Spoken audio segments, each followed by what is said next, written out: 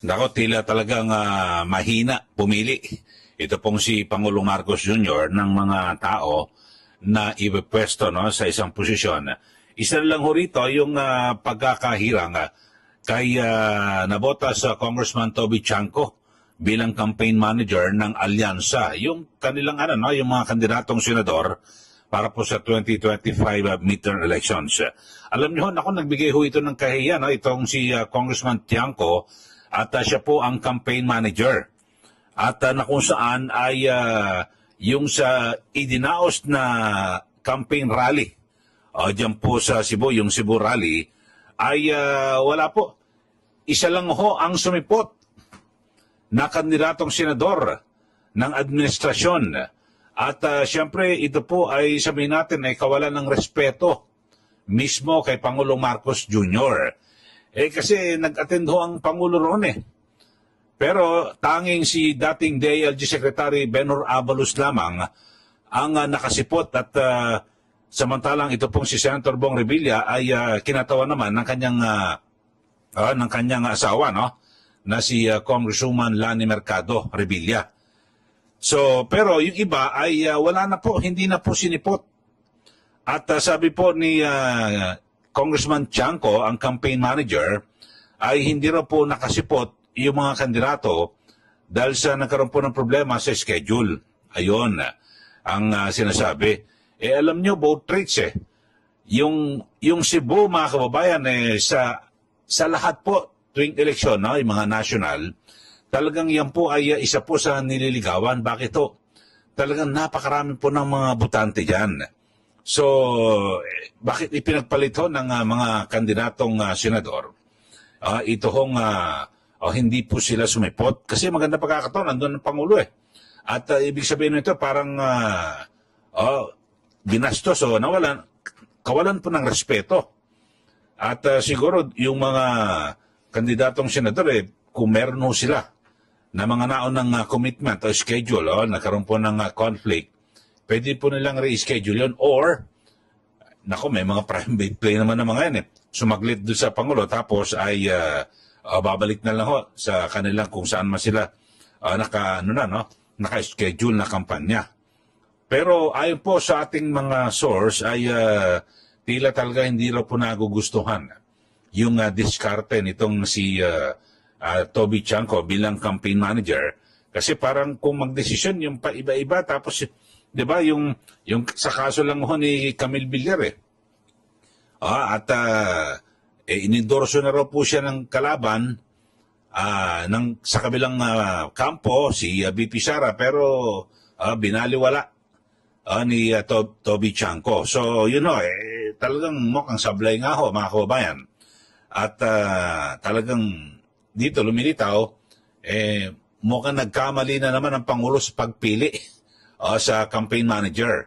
Mga kababayan, ang dami hong kapalpangakan na nangyari. Kaya ang ginagawa rin ho ng mga kumakandidatong senador, lalo na ho yung mga sabihin natin nasa laylayan, kanya-kanya na ho mga diskarte ang ginagawa. Kasi meron din ho na ang isa po sa mga idinadahilan, di umano, ay yung mababang rating mismo ni Pangulong Marcos Jr. Kasi 25% sa huling survey, yung kanyang trust at approval rating.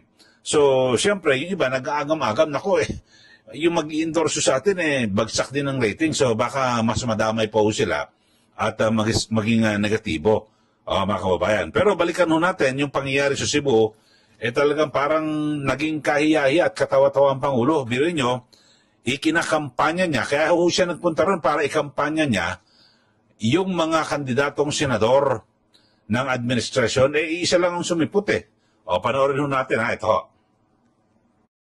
All right, team, we're transitioning to FLAC, but tasks are still going to be on Bullfrog. Did nobody see my poppycock post? There was no clappy claps on it. Make sure you track your time on Fireplace. Then, ping me on SmackDog. Guys, we don't need any of those anymore. We have ClickUp. Where do we chat? ClickUp. What about managing projects? ClickUp. Docs. Also ClickUp. AI. It's all ClickUp. Yeah, but how do we get Adam's dog to stop peeing in the office? Not really sure about that one, but... Daghang salamat, Mr. President Ferdinand R. Marcos Jr. Inaanyayahan po natin muli sa stage ang ating alyansa senatorial candidates para sa pagtataas ng kamay ng ating Pangulo, kasama si Cebu Provincial Governor Gwen Garcia bilang simbolo ng pag-endorso sa mga kandidato ng alyansa para sa bagong Pilipinas. Attorney Benner Avalos. Representing Senator Bong Revilla is Congresswoman Nani Mercado Revilla.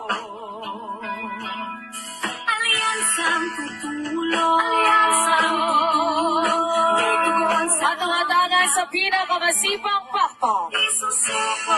Ayun o, nakita niyo naman ho mga kababayan, ang itinaas lang ho ng kamay ni Pangulong Marcos Jr. ay ito pong si dating DILG Secretary Benner Avalos at si Congresswoman Lani Mercado na kumakatawan sa kanyang esposo na si Senator Bong Revilla.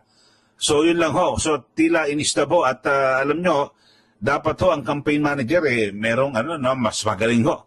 Pero dito ho lumilitaw mukhang parang mahina ang diskarte at parang binigyan niya po ng kahihiyan itong si Pangulong Marcos Jr.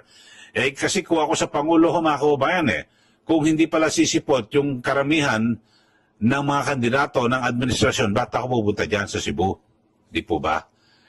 Para naman ako magiging kahiya-hiya. Di ba? Di ba sa mga ganyan mga pagtitipon, kapag pag may mga event at ang sabihin natin, panauhing pangdangal ay ang isang Pangulo, naku lahat po ng opisyal kahit na anong ginagawa mo o kung meron ka mga naunang meeting, kansilado lahat yan kasi prioridad mo ang Pangulo. So dito ho ay lumilitaw na talagang marami sablay kasi may mga nagsasabi sa akin medyo talagang mahina raw na campaign manager. Ito pong si Congressman Toby Chanco. Okay, may mga report yan na nag-a-ambition pa raw ito na maging speaker. Yan po sa mababang kapulungan ng Kongreso. So suma total ho mga kababayan ay well, dito ho, bagamat absent yung iba ay inendorso pa rin naman ni suspended Governor Gwen Garcia yung karamihan po sa mga kandidatong senador sa ilalim po ng alyansa. Mga kababayan. So, yun ho. Pero, ang dito, ang nagiging perception din ho ng publiko, yung pagsipot po ni Pangulong Marcos Jr. sa nasabing Cebu Rally ay parang kanyang kinukonsinte. Ito hong yung hindi po pagsunod at yung harap-harapang pagsuway ni Governor Gwen Garcia dito po sa kautusan ng ombudsman na siya po ay suspinde ng 6 na buwan. Kasi ang ehekutibo po ang dapat na mag-i-implement ho rito yung Malacanang at o yung DILG para i-implement yung pagsuspende dito po kay Gwen Garcia. Pero yun nga ho, siguro dahil sa kaalyado at ang sabi ho ng Pangulo sa kanyang naunang statement na dapat ay idaan sa due process. So ano bang due process dito? Sinuspindi ka nga ng ombudsman. Dapat matik, epektibo, tanggal ka kagad sa pwesto. Ito, preventive suspension. Ibig sabihin, hindi po parusian, ay pasamantala, ipe-prevent ka muna.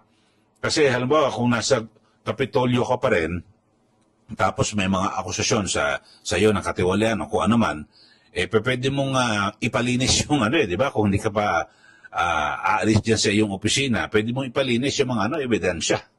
So, maabsuelto ka. So, kaya ang ganon, ginagawa ng ombudsman, biglaan, suspendido ka. Tapos i-implement ka agad. Wala Hindi agad na-implement Ano ba rito? Palakasan.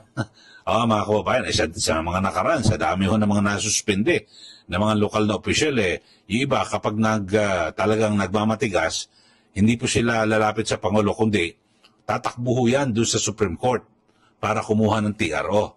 Yung kapag nakuha ang TRO, so wala, hindi po may patutupad yung pagsususpende sa kanya. So yun lang ho. So sa pagkalahatan, yung pinag-uusapan ho natin ay parang may nagkamali na naman si Pangulong Marcos Jr. sa pagpili sa kanyang campaign manager diyan po sa alyansa. At mismong yung mga ilang miyembro ng alyansa talagang di nasisiyan, di umano, at ang minarapat pa yung minabuti ng iba na magkanya-kanya na mga kababayan. So sa panguli, sa suma total, nagbigay ng kahihiyan si Toby Chanco sa Pangulo. At ang Pangulo, hindi ko alam kung naramdaman niya. Parang na siya po ay binoykot. Parang siya ang binoykot ng karamihang mga kandidatong senador dito po sa alyansa. Okay, sa mga bago pa lang na subscriber dito po sa ating palatuntunan, huwag niyo pong kalimutan mag-subscribe na po kayo at i-share niyo po at i-like para updated po kayo lagi sa ating mga diskusyon, balita, pagtalakay sa mga maiinit na issue. Maraming salamat po muli.